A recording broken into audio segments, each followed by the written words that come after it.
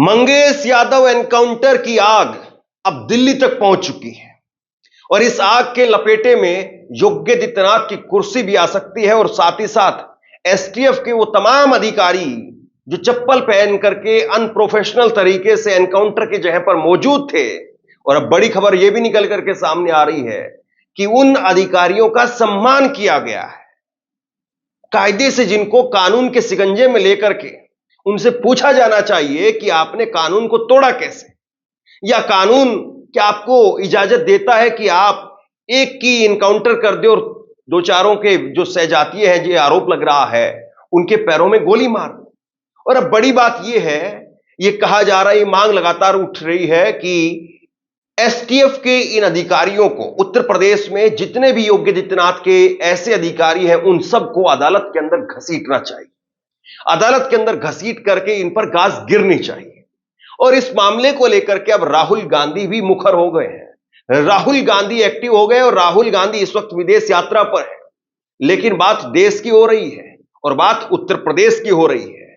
उत्तर प्रदेश में हुए मंगेश यादव एनकाउंटर को लेकर के राहुल गांधी ने ट्वीट किया है। राहुल ने लिखा है कि भाजपा शासित राज्यों में कानून और संविधान की धज्जियां वही उड़ा रहे हैं जिन पर उनका पालन कराने की जिम्मेदारी है। सुल्तानपुर में हुए मंगेश यादव एनकाउंटर ने एक बार फिर से साबित कर दिया कि भाजपा रूल ऑफ लॉ में विश्वास नहीं करती है। मंगेश के परिवार के आंसू देश से सवाल पूछ रहे हैं, कौन जिएगा और कौन नहीं, इसका फैसला अदालत करेगी या पुलिस। एसटीएफ जैसी प्रोफेशनल फोर्स को भाजपा सरकार में आपराधिक गिरोह की तरह से चलाया जा रहा है, जिस पर केंद्र सरकार की चुप्पी, इस ठोको नीति पर उनकी स्पष्ट सहमति है। यूपी एसटीएफ के दर्जनों एनकाउंटर सवालों के घेरे में है। क्या आज तक उनमें से किसी भी अधिकारी पर कोई कार्रवाई हुई? आखिरकार उन्हें कौन बचा रहा है और क्यों? कैमरों के आगे संविधान को माथे से लगाना सिर्फ ढोंग है, जब आपकी सरकारें ही उसकी खुलेआम धज्जियां उड़ा रही हैं। उत्तर प्रदेश में हुए सभी संदिग्ध एनकाउंटर्स की निष्पक्ष जांच कर इंसाफ किया जाना चाहिए। वर्दी पर लगी खून की छींटें साफ होनी चाहिए। सवाल अब यह है कि वर्दी पर जो खून के छींटे लगे हैं या वर्दी को पूरी तरह से खून के अंदर डुबो दिया गया है, क्या वो साफ हो पाएगी? और बड़ा सवाल यह भी है कि आखिरकार इसके पीछे कौन सी ताकत है? आखिरकार योगी आदित्यनाथ के ये अधिकारी जो खुद संदेह के घेरे में है, वो सम्मान पा रहे हैं। मैं ऐसे ही नहीं कह रहा हूं, मैं आपको खबर दिखाता हूं। आप यूपी तक की एक खबर देखिए। इस खबर में लिखा है, मंगेश यादव का एनकाउंटर करने वाली टीम के डीके शाही का सम्मान, जाति देख करके मारने के आरोप पर क्या बोले, आगे आपको बताएंगे। यूपी एसटीएफ की टीम ने मंगेश यादव नाम के एक बदमाश का एनकाउंटर किया था। इस पर खूब राजनीति हो रही है। इसी बीच में एनकाउंटर करने वाली टीम में शामिल रहे यूपी पुलिस के डिप्टी एसपी और एसटीएफ के सीओ डीके शाही का सम्मान किया गया है।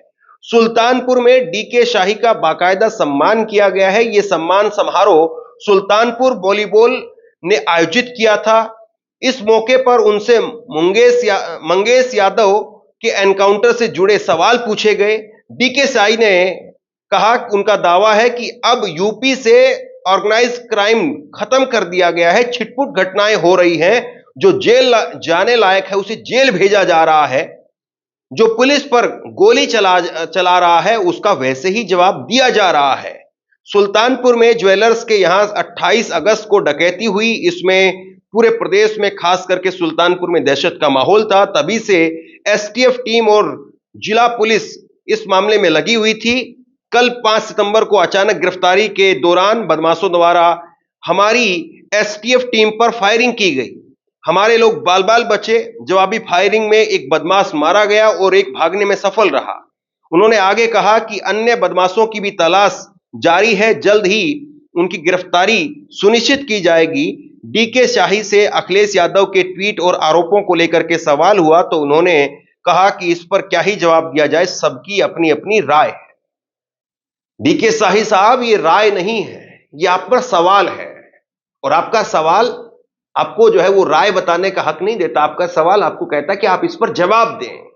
लेकिन डीके शाही, ये डीके शाही कौन है? ये एनकाउंटर की तस्वीरें जो मैंने कल भी आपको दिखाई थी, एक बार देखिए जरा, ये तस्वीर देखिए। इसमें जो शख्स आपको नजर आ रहा है जिसके पैरों में चप्पल है, और चप्पल भी ये कौन से वाली है देख लीजिए जरा, ये वाली चप्पल पहन करके ये डीके शाही मौजूद थे एनकाउंटर के समय पर और एनकाउंटर की टीम को लीड कर रहे थे। गजब बात है ना। शुक्र है इन्होंने जो है वो पैंट फुल पहनी हुई है, निक्कर में नहीं है, हाफ निक्कर में नहीं है।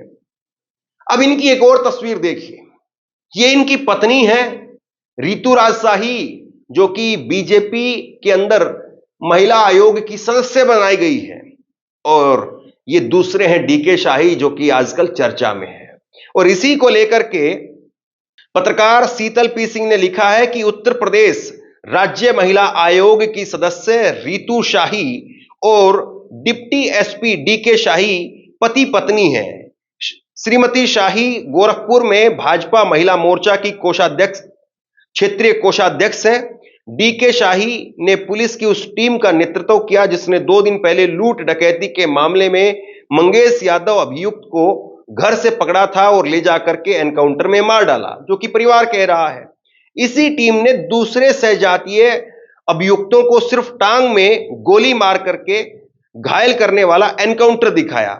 सहजातीय मुख्य अभियुक्त को एक अन्य मामले में जमानत तुड़वा करके जेल जाने देने का आरोप मामले की जांच और एनकाउंटर करने वाले पुलिसकर्मियों पर है। अखिलेश यादव ने यह मामला उठाया। सपा का प्रतिनिधिमंडल मृतक मंगेश यादव के परिवार से मिलने के लिए गया और दिलासा देकर के आया है कि वह उनके साथ है। देखते हैं कि सपा इस पर आगे क्या करती है, क्योंकि उत्तर प्रदेश में पुलिस द्वारा कानून हाथ में लेने के मामले में असंख्य मामले हैं, जबकि इसका प्रतिरोध नगण्य दिखाई देता है। कुल मिलाकर के बात यह है कि इस पूरे मामले पर अब उत्तर प्रदेश की सरकार फंस गई है, उत्तर प्रदेश के एसटीएफ के अधिकारी फंस गए हैं। और फंस इसलिए रहे हैं कि जो मोस्ट वांटेड है उस पर 34 मामले हैं, लेकिन वो 34 जिस पर मामले दर्ज हैं, पुलिस उसको आराम से हाथ पकड़ करके सरेंडर करवा रही है। पत्रकार दीपक शर्मा लिखते हैं, यूपी में सिंह इज किंग, सुल्तानपुर डकैती के मास्टरमाइंड विपिन सिंह को बिना हथकड़ी सरेंडर कराया गया, वीआईपी ट्रीटमेंट दिया जा रहा है। दूसरी तरफ इसी घटना में आरोपी मंगेश यादव की एनकाउंटर में हत्या की जा रही है। एक घटना, एक पुलिस पर कार्रवाई के 2 पैमाने हैं। और आपको यहां पर तस्वीर नजर आ रही है, उत्तर प्रदेश पुलिस के 2 जवान एक अपराधी को पकड़ करके ले जा रहे हैं, एक आरोपी को पकड़ करके लेकर के जा रहे हैं, जो मास्टरमाइंड बताया जा रहा है इस डकैती का। और ये लिस्ट आप देखिए, 34 मुकदमे दर्ज हैं। विपिन सिंह पर 34 मुकदमे दर्ज हैं, लेकिन विपिन सिंह का एनकाउंटर नहीं हुआ। एनकाउंटर हुआ है मंगेश का, जिस पर 7 मुकदमे दर्ज हैं। ये दूसरी तस्वीर देखिए, ये फेरिस्त है कि अलग अलग थानों में मंगेश को लेकर के मुकदमे हैं, लेकिन मंगेश का परिवार झोपड़ी में रहता है, और झोपड़ी में रहने वाले उस परिवार में मंगेश की बहन बताती है कि मंगेश को 2 सितंबर की रात 2 बजे पुलिस उठा करके ले गई, और जब घर की छानबीन की, यानी झोपड़ी की उसकी छानबीन की, तब कुछ नहीं मिला। मंगेश का फोन था, वो भी वो ले गए, और बताया कि पूछताछ के बाद में इसको छोड़ देंगे। और जब पूछताछ के बाद में उसको नहीं छोड़ा, तो 3 दिन बाद में पता चलता है कि उसका एनकाउंटर कर दिया गया है। यह उत्तर प्रदेश में हो रहा है। और खबर तो यहां तक है कि पुलिस कोशिश कर रही थी कि आनन फानन में इसका अंतिम संस्कार कर दिया जाए। बाद में फिर एंट्री होती है अखिलेश यादव की। अखिलेश यादव ने कहा कि नहीं, उनको रोकिए। तो कुल मिलाकर के अब मुद्दा यह है कि अब यह राष्ट्रव्यापी एक तरीके से बन चुका है।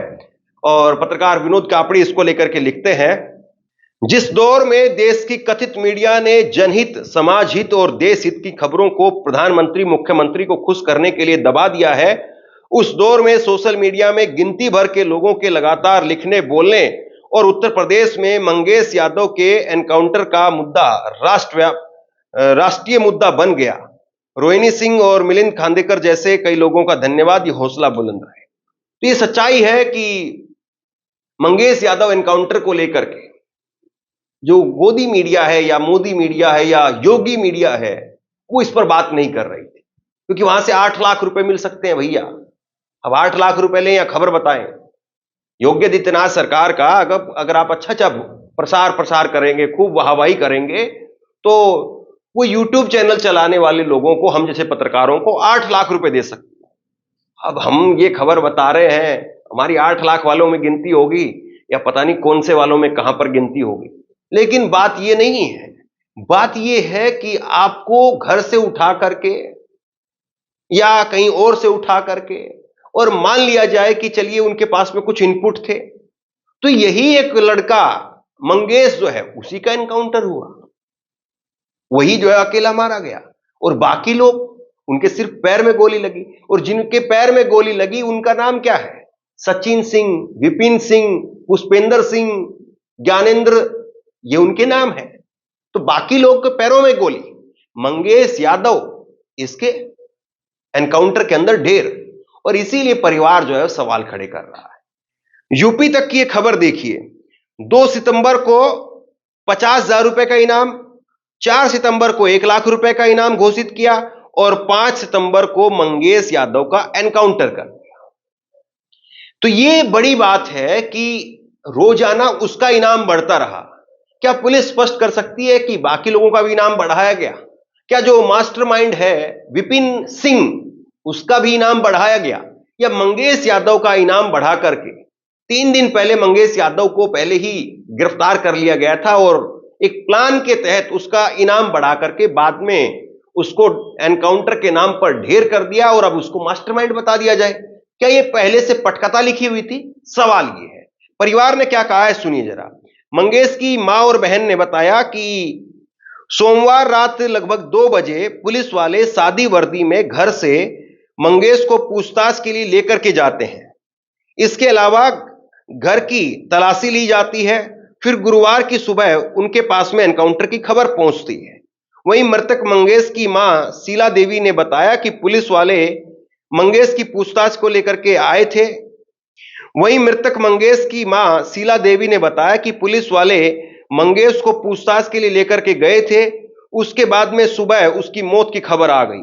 वहीं गांव के ही धनंजय यादव ने बताया कि इस मामले में जाति विशेष के कारण मंगेश की हत्या कर दी गई है। अन्य आरोपियों को गिरफ्तार किया गया है। अगर एनकाउंटर करना चाहिए था तो सभी व्यक्तियों का एनकाउंटर करना चाहिए था। ये अब सवाल खड़े हो रहे हैं। और एक ये तस्वीर भी आप देखिए जो सीसीटीवी फुटेज है।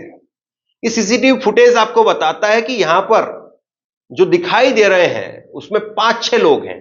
हालांकि इसमें यह स्पष्ट नहीं है कि मंगेश यादव इसमें है या नहीं है, या मंगेश यादव का कहीं पर चेहरा दिख रहा है या नहीं दिख रहा है। अभी तो मतलब ये जांच पड़ताल का हिस्सा है कि मंगेश उस दौरान उस घटना पर था भी या नहीं था, वो उस डकैती में शामिल था भी नहीं था। लेकिन अगर सीसीटीवी की अगर मान लिया जाए तो सीसीटीवी में दिख रहा है कि करीब करीब 5 लोग ऐसे हैं जो तमंचा लेकर के वहां पर घुसे हुए हैं, या जिन्होंने अपने हाथों से अपने बैग के अंदर गहने लूटे हैं। लेकिन सिर्फ एक आदमी का एनकाउंटर और बाकी के सबके पैर में गोली। गजब की बात है ना। कहीं पर गोली और नहीं लगती है, कंधे में, पीठ में, गर्दन पे कहीं नहीं लगती है, सिर्फ पैर में लगती है, और बाकी जिसको ढेर करना होता है वो ढेर हो जाता है।